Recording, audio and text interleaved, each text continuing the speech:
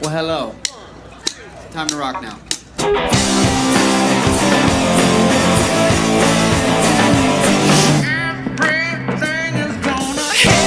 Everything is gonna be just fine. You know that nothing can stop me now. Rain's falling from the sky.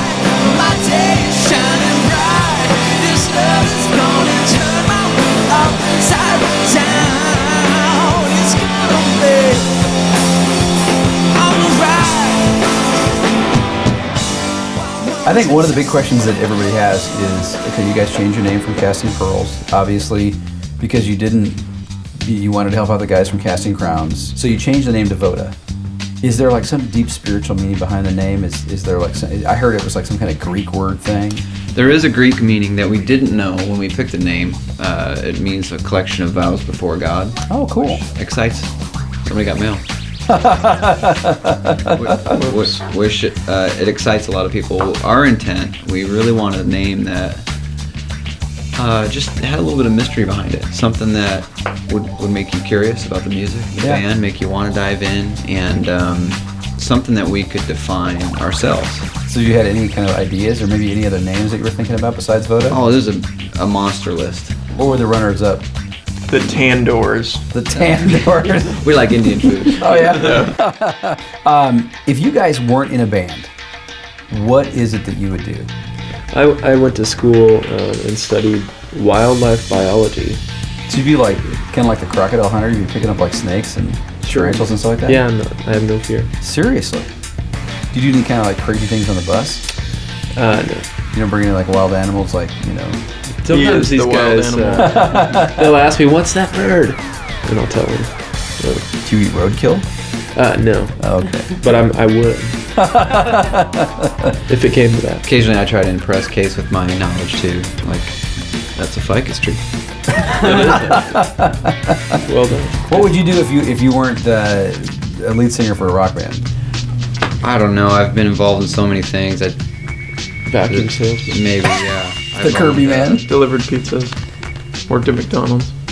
I'd rather be doing this. Yeah. But all those experiences have blend into all the different hats we need to wear as a band. There's a lot more than just singing and playing guitar. There's a lot going on behind the scenes. Well, for people who don't realize it, it's not as glamorous as one may think. And when you hear about the fact that you're driving your own tour bus and unloading your own gear and those kind of things, it really makes, I think, all of us realize that what you do as a Christian artist, what you do is because you're motivated by just the fact that you're able to reach people and touch their hearts and lives with the music you play.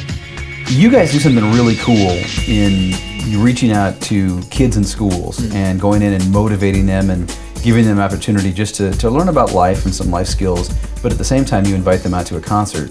And you guys have been doing this for a while now and really had an opportunity to reach kids that you maybe would have never reached who won't show up to a VOTA show necessarily at the church. The event you're speaking of is called the 180 Tour. We started this in January of 2006, and since we started it, we've done well over 200 events in over 20 states. And wow. It was almost kind of an accident, kind of what it became. Definitely God had his hand in it because we were looking at doing some sort of assembly program, maybe with a comedian in Christian schools, and instead 99% of what we've done has been in the public school system. Obviously in the public school system, we can't talk about Christ. Yeah. But we go in, we want to encourage these kids in their character and their decision making.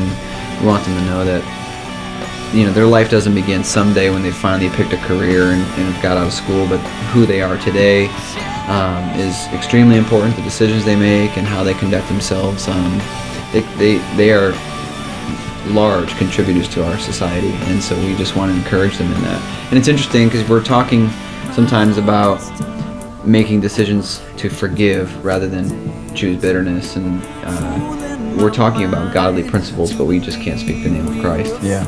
That's the school portion of what we do. In any city we go into, we invite those kids out to an evening event where there's a full concert, we have a full production, and maybe have another artist with us, but we share the gospel there. I'm not finished with you. Not finished with you.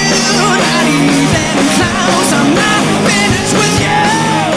This sort of tour is a really unique path we feel God's given us, and I'm really excited about. When you've got 500 to 700 kids that are out of school, you have no idea of their church or spiritual background at all, Yeah. and when you're speaking truth in that environment, it's exciting and challenging. Next to the phone in that way.